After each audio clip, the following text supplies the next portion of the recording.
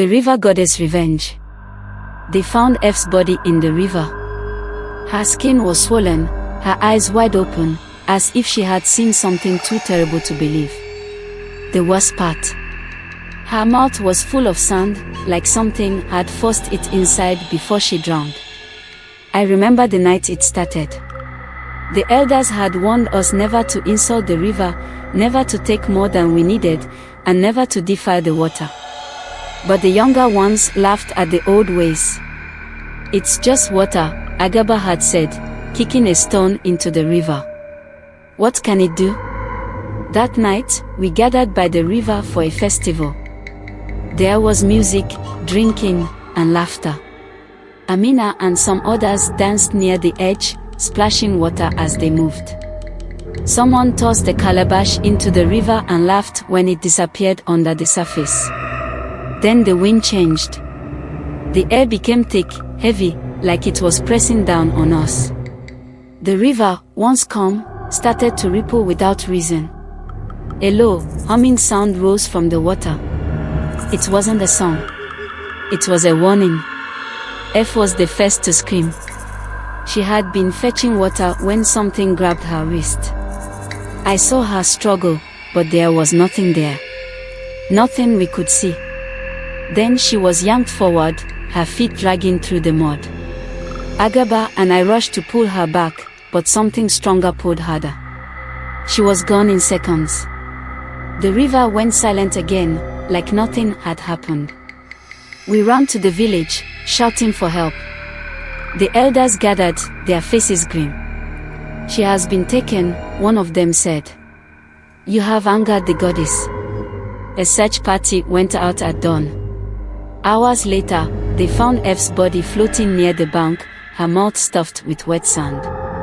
The village fell into fear. Offerings were made, yams, goats, even a white chicken, but the river did not accept them. Every night, we heard whispers coming from the water. Not words. Just sounds, like something calling us closer. Then Amina went missing. She had gone to wash clothes at the river.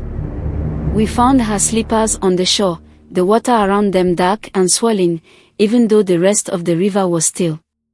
Her body never came back. That was when the village knew, this wasn't just a warning. It was a curse.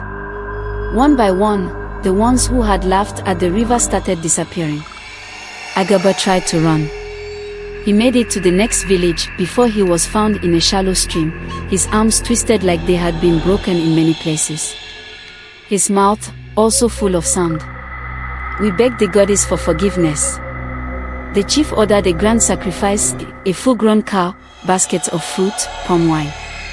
The priestess performed a ritual, her chants echoing across the water. The river remained silent. No one went near it again. We fetched water from a faraway stream. The festival was never held again. But at night, when the wind is low, you can still hear it, the whispers from the river, calling for more. One night, I woke up to the sound of dripping water. I thought it was just the rain, but when I looked outside, the sky was clear. The sound wasn't coming from the roof. It was inside my heart. Drip, drip, drip. I lit a small oil lamp and turned around. My heart stopped. There, in the corner of my room, stood F. Or what was left of her. Her skin was pale, bloated from the water, her hair hanging wet over her face. But her eyes were wide open, staring at me, full of something dark. Something that wasn't human. Water dripped from her mouth. Her lips moved, but no sound came out. Then, her hands reached up to her face, fingers digging into her mouth. She pulled it open, wider, until I saw what was inside. Sand. Mud. Rotten leaves. She took a step toward me. I couldn't move. My body was frozen, my breath caught in my throat. Then she spoke, not with her voice, but with something deeper, something that came from the river itself. "She is not done." My oil lamp flickered. The air became thick, heavy, like I was breathing water instead of air. Then she was gone. I didn't sleep again that night. By morning, I told the elders what I had seen. They exchanged worried looks. The priestess came and marked my forehead with white chalk. "She has seen you," she whispered. "You must leave." I didn't argue. That same day, I packed my things and left the village. I didn't look back. I didn't say goodbye. I walked until my legs ached, until the village was far behind me. That was 10 years ago. I live in the city now, far from any rivers, far from the whispers in the water. But sometimes, in my dreams, I hear the sound of dripping. Drip, drip, drip. And I know she is still watching. I tried to forget. I really did. Life in the city was different, no village traditions, no elders warning about river spirits, no whispers in the night. I told myself the past was behind me, that I was safe. But the river never forgets. One evening, I was walking home from work when I saw something strange. A puddle in the middle of the road. Not from rain, it hadn't rained in days. But the water was dark, almost black. And it was moving. Not spreading, not drying up. Just shifting, like it was alive. I stepped around it and hurried home, my heart pounding. Maybe I was imagining things. Maybe I was just tired. Then, that night, I woke up to the sound of dripping again. Drip, drip, drip. This time, it was coming from my bathroom. I sat up in bed, every hair on my body standing.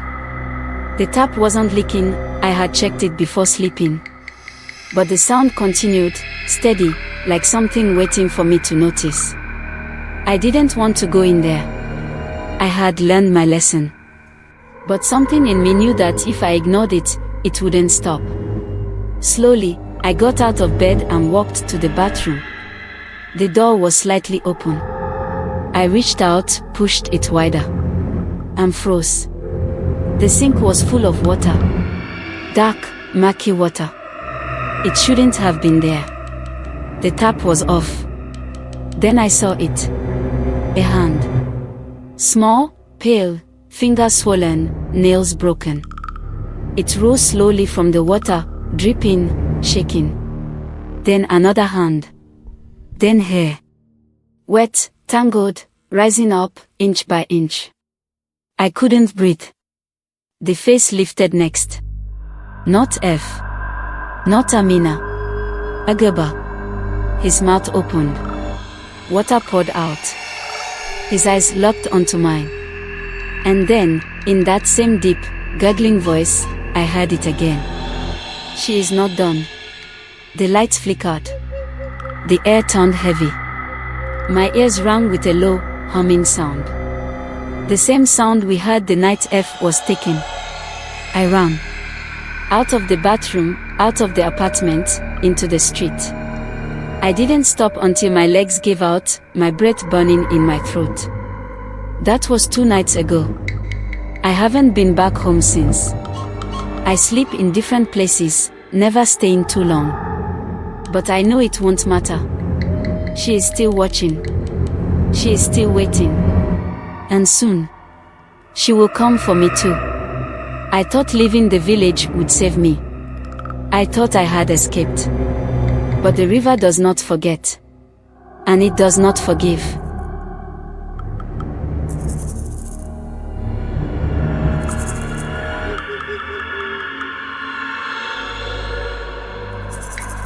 Even after I left, the deaths didn't stop. Every few months, I would hear whispers, stories from home. More people were going missing. Bodies were found near the river, their mouths stuffed with sand. It wasn't only the ones who had mocked the river that were dying. It was anyone. Children. Fishermen. Even travelers who didn't know the river's curse. The elders tried everything. Bigger sacrifices. More rituals. They even stopped using the river completely. But it didn't matter. Because the goddess wasn't looking for animals or yams. She was looking for me. I was meant to be the sacrifice.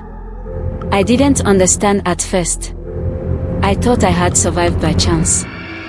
But the priestess later sent word, an urgent message through a distant relative. "Amani," she wrote. "You are the one she wants." I read the words over and over, my hands shaking. The night F died, I had touched the water. When Agaba and I tried to save her, my fingers brushed the river's surface. Just for a second. But that was enough. I had been marked. The sacrifice was never meant to be just any offering. It had to be someone touched by the river. Someone who had felt its hunger. Someone who had stood at the edge and heard the whispers. It had to be me. And I ran. For years, I moved from place to place, never staying long. I avoided rivers, lakes, even small streams. I never let water pool near me. I never walked in the rain. But I know it's only a matter of time. The river is patient. It will wait. And when I am tired, when I finally slow down, it will take me.